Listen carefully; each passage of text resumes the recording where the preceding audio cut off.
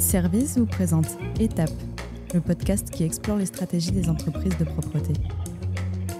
Retrouvez toute l'actualité de votre métier sur le site service-propreté.fr. C'est en choisissant de travailler avec des entreprises de proximité à taille humaine que le réseau Aproliance, créé par Patrice Degnaud en 1995 et piloté aujourd'hui par Pierre-Baptiste Degnaud, a réussi à atteindre les 75 implantations, plutôt dans une moitié ouest de la France, et a pesé 50 millions d'euros de chiffre d'affaires. Pour ce premier épisode, nous accueillons tout de suite dans notre studio ces deux entrepreneurs de la propreté. Bonjour à tous les deux. Bonjour Séverine. Et merci pour l'accueil. Patrice Degnaud, vous avez un principe depuis toujours, celui de ne pas être à plus d'une demi-heure de son client. Comment s'inscrit ce principe dans votre stratégie ? C'est une évidence, c'est plein de bon sens et c'est peut-être aussi nos origines rurales, certainement aussi agricoles. Il y a 30 ans, on ne parlait pas encore de ESG, on ne parlait même pas de RSE, mais c'est une évidence. La proximité, c'est évidemment moins de temps, moins de risques d'accident, plus de réactivité. On se connaît mieux, on connaît mieux ses clients, on connaît mieux ses collaborateurs. Enfin, quand en 95, en effet, vous l'avez dit, il y a eu cette première création d'entreprise à Laval, en Mayenne. Alors moi, j'ai jamais eu l'ambition d'en faire une deuxième ou une troisième. D'ailleurs, je travaillais à l'extérieur. J'étais encore à l'époque directeur commercial du groupe Séché, traitement de déchets, qui est en Mayenne. Et en fait, ça a été comme une évidence. Après, on a eu des demandes un peu plus loin. Ça a été de dire il faut créer à Château-Gontier, qui est la sous-préfecture de la Mayenne. Alors nous, à Laval, l'entreprise, la première, s'appelle toujours SPID d'ailleurs, SPID, Service et Propreté Industrielle Degnaud. Voilà, et c'est comme ça qu'est né SPID Anjou, la deuxième entreprise, et puis ainsi de suite. Et aussi à chaque fois avec une aventure, avec un collaborateur qui est devenu aujourd'hui associé ou pas associé. On a une centaine, avec Pierre-Baptiste, une centaine de collaborateurs associés. C'est avec du bon sens. Vous voulez dire que vous avez constitué petit à petit ce groupe ? Voilà, c'est ça, ce réseau, parce que nous, on préfère vraiment parler de réseau parce que c'est ainsi que c'est fait, et on en reparlera peut-être tout à l'heure. C'est aussi comme ça qu'on a accueilli des entrepreneurs indépendants où on n'a aucun lien capitalistique. Il y a eu aussi la constitution d'un côté du service à la personne et de l'autre côté de la propreté industrielle. Est-ce que vous pouvez nous expliquer un peu ce cheminement également ? C'était pour moi une évidence sur le particulier. Il y a le savoir-faire qui est très proche de la propreté industrielle, c'est le savoir-être où il y a beaucoup de différences. Mais sinon, c'est du nettoyage pour les particuliers. Voilà, il y a quelques différences, mais il y a plus de points en commun que de différences. Oui. Alors, Pierre-Baptiste, peut-être parlez-nous un petit peu du réseau Aproliance. On l'a compris, il s'est bâti effectivement en choisissant des structures de taille moyenne qui soient proches déjà de leurs clients. Est-ce que c'est de la création parfois de structures ? Est-ce que c'est uniquement de l'association ? Bien souvent, ce sont des créations. On l'a évoqué effectivement, la proximité. Je pense qu'elle est venue naturellement. Ça n'a pas été un choix stratégique comme ça a été dit, mais plutôt une conséquence de ce qu'on souhaitait faire. Puisque on veut des entreprises à taille humaine, et à toujours 3 niveaux de hiérarchie maximum et à une demi-heure de ses clients. Et pour obtenir des entreprises comme celle-ci, la proximité s'imposait. Donc il y a eu plusieurs histoires avec toujours des rencontres, bien souvent des rencontres en tous les cas. Par moment, on a créé pour accompagner des clients. C'est le cas d'ailleurs d'une de nos dernières créations. Et puis, on a gentiment développé sur le territoire, comme vous l'évoquez, dans le Grand Ouest, puisqu'on est originaire de Laval, donc forcément proche de nos bases. Et comment ça se passe au niveau, finalement, actionnariat ? Vous le disiez tout à l'heure, certains sont associés, d'autres non. Est-ce que vous pouvez nous l'expliquer un peu plus en détail ? Il n'y a pas aujourd'hui de règle absolue fixée. Je pense que c'est avant tout une question d'envie partagée. Quand on a des collaborateurs qui sont rentrés chez nous, pour certains, pour la plupart, par l'alternance, qu'on fait des parcours exemplaires qui sont passés par tous les postes jusqu'à prendre la responsabilité de leur exploitation, de leur entreprise de proximité et qui la maîtrisent parfaitement, ça nous semblait évident de pouvoir les associer à ces entreprises pour inscrire des projets encore plus durables avec eux. Et alors, quels sont les grands métiers que vous proposez, je dirais, quelles sont les grandes activités autour de la propreté ? Pour quel secteur client ? Est-ce que vous couvrez vraiment tous les champs ? Touche à tout, je crois, aujourd'hui. Ou presque à tout. Ouais, on a une phrase parfois un peu prétentieuse, c'est-à-dire qu'on ne sait peut-être pas tout faire, mais ce qu'on ne sait pas faire, on saurait l'apprendre.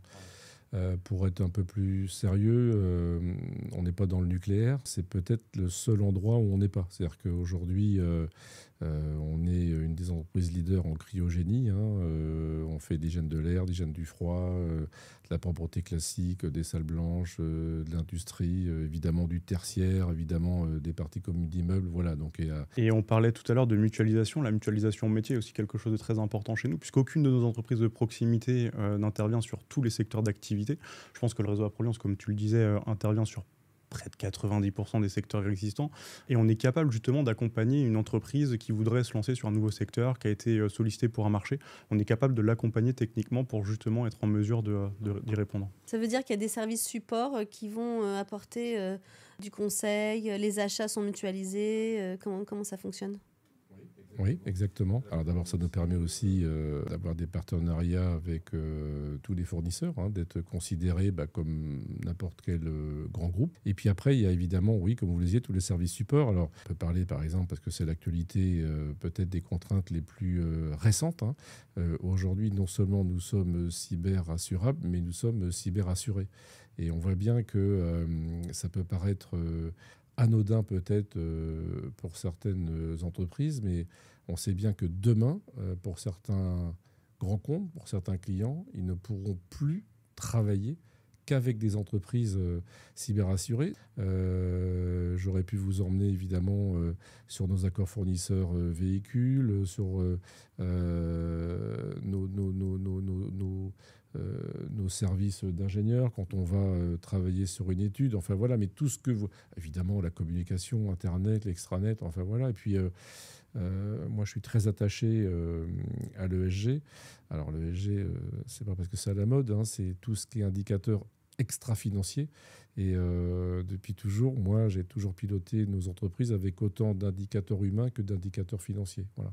On sent bien qu'il y a effectivement cette volonté de diriger les entreprises avec bon sens, un peu en père de famille. Comment vous traitez vos salariés ? Quelles sont les actions que vous mettez en place pour mettre l'humain au cœur de ce métier de la propreté ? C'est effectivement dans nos métiers à forte main-d'œuvre une préoccupation permanente pour nous de faire en sorte que nos équipes soient bien dans nos entreprises. Et je pense que déjà la première réponse, c'est la proximité managériale, puisqu'aujourd'hui, un chef d'entreprise, puisque c'est bien ce que sont nos équipes sur le terrain, nos chefs d'entreprise connaissent par cœur leurs équipes, leurs familles, leurs problématiques. Et puis après, tout ce qu'on a évoqué tout à l'heure, les services supports également nous permettent de mutualiser certaines choses qu'on peut retrouver dans tout un tas d'entreprises, mais au service de nos équipes. Et puis un fort taux d'encadrement, alors ça a un coût, mais c'est notre marque de fabrique, puisque évidemment, on ne peut pas parler de management, c'est de l'amour, et on ne peut pas parler d'amour quand on ne se connaît pas. Voilà, c'est juste aussi simple que ça. Donc évidemment, on a un métier difficile, des clients exigeants, on a besoin d'être rigoureux, mais c'est la proximité additionnée à un fort taux d'encadrement qui fait que on a certainement beaucoup moins de turnover que certains de nos confrères. Est-ce que ça passe aussi par une politique de formation complète ? Nous avons notre propre centre de formation, la Fabrique des métiers, où il y a un peu plus de 30 collaborateurs, 3 équipes de vidéastes. Chaque salarié suit son parcours de e-learning. On fait énormément de conventions, de conventions nationales, de réunions régionales, d'animations. Ouais, il y a la formation, comme tu le disais, technique, gestes et postures, tout ce qui va prendre soin de nos collaborateurs, mais l'animation est aussi un facteur très important. Le retrouver, échanger, l'écoute des remontées terrain, toutes ces choses-là au quotidien, effectivement, sont importantes également. Mais vous savez, c'est vrai, en fait, tout le monde le sait. Tout le monde sait ça. Par contre, par moment, et c'est surtout pas un reproche, faut le vivre positivement, ce que je vais dire, mais c'est que parfois, parce qu'on a peut-être trop donné le pouvoir à la finance et qu'on a un petit peu rogné sur l'encadrement intermédiaire, on s'interdit ou on s'empêche de le faire. Et on arrive peut-être aujourd'hui à un équilibre, une équité un petit peu entre l'intérêt du client, l'intérêt du salarié, l'intérêt de l'entreprise. On retrouve peut-être un peu plus de bon sens. Combien de salariés ça représente aujourd'hui à Proliance ? À Proliance, à peu près 2500 salariés aujourd'hui. Et du coup, maison et services, vous êtes... Alors l'ensemble des entreprises, c'est 10 000 collaborateurs, différentes marques qui vont de la garde d'enfants avec maison et services, puis évidemment notre petit raton laveur, le réseau Aproliance. C'est le petit raton laveur. Ouais. Alors, moi, j'aurais voulu qu'on revienne sur une question aussi, c'est par rapport à vos activités. Est-ce que vous avez vocation à vous diversifier encore davantage ? Pour l'instant, on n'a en toute honnêteté rien dans les tuyaux, mais on reste en veille permanente. On a des solutions innovantes à l'essai. On a aujourd'hui 2 pilotes et un drone. Donc on est toujours en veille constante de ce qui se fait. Et c'est comme on le disait tout à l'heure, les histoires qui font que. Donc on n'est pas à l'abri d'une rencontre qui nous fasse changer d'avis. Est-ce qu'il y a également une volonté peut-être d'améliorer le maillage territorial du réseau, de s'étendre à un moment donné un peu plus à l'est ? Oui, bien sûr, mais comme on l'a évoqué, nos services support et la mutualisation font partie de nos forces, puisque par définition, plus on mutualise et plus on est compétitif, et plus on est compétitif, plus on peut renforcer notre encadrement intermédiaire et prendre soin de nos salariés et de nos clients. Donc on a vraiment cette envie de se développer. On commence déjà à ouvrir quelques implantations dans l'Est, avec un collaborateur d'ailleurs associé qui est chez nous depuis 5 ans. Donc je disais tout à l'heure qu'il n'y avait pas forcément de règles. Là, on le voit, ça fait uniquement 5 ans qu'il est Fabien salarié chez nous et on a ouvert ensemble à Épinal il y a quelques semaines. Vous m'aviez dit quand même quand on a préparé que vous essayez d'avoir tous les avantages du groupe, mais aussi ceux des petits. C'est la genèse du modèle, c'est effectivement de prendre tous les avantages et des artisans et des groupes en y laissant les inconvénients. La deuxième génération, Pierre-Baptiste, voilà, tout est en ordre de bataille pour venir. On est prêt aujourd'hui à accueillir des entreprises indépendantes qui voudraient rester indépendantes, mais qui voudraient s'appuyer en mutualisant tout un tas de services. Et voilà. Je rajouterais que, parce qu'on ne l'a pas précisé, mais aujourd'hui, la moitié du réseau Aproliance, on a parlé d'associés, effectivement, on a la moitié de nos sociétés avec des managers associés, mais la moitié sont bien des indépendants purs. Donc le développement du réseau peut se faire très vite également sous ce schéma. Par rapport aux synergies éventuelles qu'il y a avec les services à la personne, est-ce que ça peut arriver que vous ayez des salariés qui interviennent dans les deux métiers ? Oui, bien sûr. Alors, on voit bien que sur le savoir-être, il y a des différences. Sur la compétence métier, il y en a beaucoup moins. On est très favorable, nous, au travail en journée. Hein. On le développe de plus en plus, mais le gros du marché de la propriété industrielle est toujours en horaire décalé. Donc avec des gens qui ont leurs habitudes de vie. Alors que dans l'entretien du domicile, c'est évidemment exclusivement des heures dans la journée qui permettent... aux collaborateurs qui sont pour 95% féminins, de pouvoir concilier leur vie de maman, les enfants, etc. Donc on voit bien que c'est très compatible pour des gens, pour, on va dire, adapter leur planning en fonction de leurs souhaits, puisqu'on travaille aussi, nous, avec chaque collaborateur pour voir le nombre d'heures qui leur est idéal en fonction de leur situation. Finalement, c'est possible de former un agent de propreté qui travaillerait pour une entreprise Aproliance à peut-être certaines attitudes pour aller chez un particulier en journée. Bien sûr, et dans les deux sens, c'est possible. Et donc, c'est un élément supplémentaire pour proposer des plannings qui correspondent au mieux aux personnes, comme on l'évoquait tout à l'heure, puisqu'on connaît leurs contraintes, on sait ce qu'ils attendent. Associer les SAP avec la propreté nous permet par moment de proposer des temps pleins en journée continue. J'aimerais terminer cet entretien par un sujet que vous avez évoqué rapidement au début. ESG, RSE, développement durable, on l'appelle comme on veut. Est-ce que vous formalisez une politique sur ce sujet-là ? Vous en êtes où ? Vous voulez être certifié ? Quelles sont vos ambitions ? Évidemment, nous, PME, on n'a aucune contrainte, aucune obligation, hein, comme les entreprises du CAC 40 ou les ETI par rapport à toute la taxonomie, qui est une taxe européenne, ou enfin toutes ces contraintes qui sont auprès de ces entreprises. Je vous l'ai dit aussi, dans mon parcours, j'ai été directeur commercial du groupe Séché, hein, donc traitement de déchets, qui est aujourd'hui un groupe mondial. Donc j'ai un petit peu cette culture de ne pas vivre les choses comme une contrainte, mais plutôt comme une opportunité. Donc, et en plus, vous avez bien vu que c'était complètement dans nos valeurs. Hein. L'ESG, il ne faut pas que les gens en aient peur. Beaucoup de PME n'ont pas encore entendu parler de ce mot, mais ils en font beaucoup. Chez nous, c'est Anne-Laure Planchet, la sœur de Pierre-Baptiste, qui, avec ses équipes en charge, je pense que tout ça, c'est bien de continuer à travailler sur tout ce qui va être indicateur donc extra-financier, donc tous les indicateurs autres que financiers. Je pense que dans le réseau, ça a toujours été fait de manière très naturelle. On parlait de bon sens.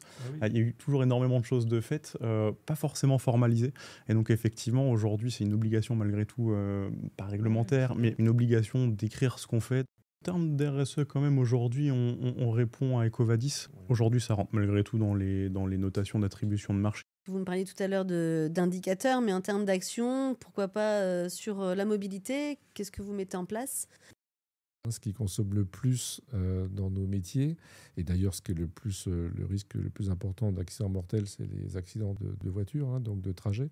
Donc plus vous les réduisez, plus c'est de bon sens. Donc plus vous allez travailler la proximité entre le lieu de vie de vos collaborateurs et leur lieu d'intervention, déjà vous allez réduire. Comment ça fonctionne le réseau pour qu'on comprenne bien? Donc il y a effectivement des managers qui sont donc salariés à Proliance et après il y a des entreprises indépendantes. Comment le réseau est piloté finalement? La tête de réseau, donc à Proliance Développement, anime l'ensemble de ces entreprises avec des conventions annuelles, avec des réunions territoriales. On se fait se rencontrer régulièrement, justement pour échanger sur les évolutions de process, les besoins d'exploitation. Et puis, pour compléter ce que vient de dire Pierre-Baptiste, donc il y a un comité de pilotage. Donc, on se réunit soit à Laval ou à Paris, et sinon en visio, donc avec des partenaires pour à la fois l'information montante et descendante. Voilà. Est-ce qu'il y a un pan veille technologique, innovation? Comment vous voyez les métiers demain? Est-ce que c'est vraiment les robots ou est-ce que c'est plutôt la digitalisation ou les deux? La digitalisation, il n'y a pas de sujet. Quoi qu'il arrive, ça va forcément évoluer. Donc il faudra continuer à être en veille pour adapter nos process et les colorer, les digitaliser pour gagner en efficience. Les robots, on n'y est pas encore, même si effectivement ils sont de plus en plus performants. Aujourd'hui, on les positionne sur les marchés les plus importants. Mais je reste convaincu qu'il y aura toujours besoin de l'humain dans nos métiers. Ça va juste les faire évoluer et dans le bon sens, on va monter en compétence nos équipes justement pour pouvoir assurer tout le périphérique, s'occuper également de ces machines. On est en veille permanente. Je vous remercie tous les deux pour cet échange qui fait aussi l'objet de la rubrique stratégie du numéro de service de septembre. On peut retrouver l'ensemble de nos podcasts sur les plateformes spécialisées ainsi que sur le site service-propreté.fr. Et je vous dis à très bientôt pour un deuxième épisode. Au revoir. Merci Séverine, au revoir. Merci Séverine. C'était Étape, le podcast qui explore les stratégies des entreprises de propreté. Retrouvez toute l'actualité de votre métier sur le site service-propreté.fr.